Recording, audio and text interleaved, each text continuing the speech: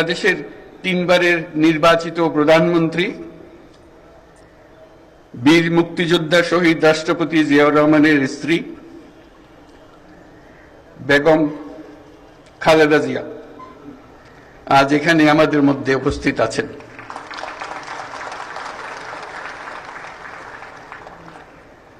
এক যুগ ধরে তিনি এই মহাসম্মেলনীতে অংশগ্রহণ করার সুযোগ পান নাই। আজকে সুযোগ পেয়েছেন। আমরা সবাই আনন্দিত এবং গর্বিত যে আমরা এই সুযোগ দিতে পেরেছি আপনাকে। শারীরিক অসুস্থতা সত্ত্বেও এই বিশেষ দিবসে সবার সঙ্গে শরীক হওয়ার জন্য আপনাকে আবারও ধন্যবাদ।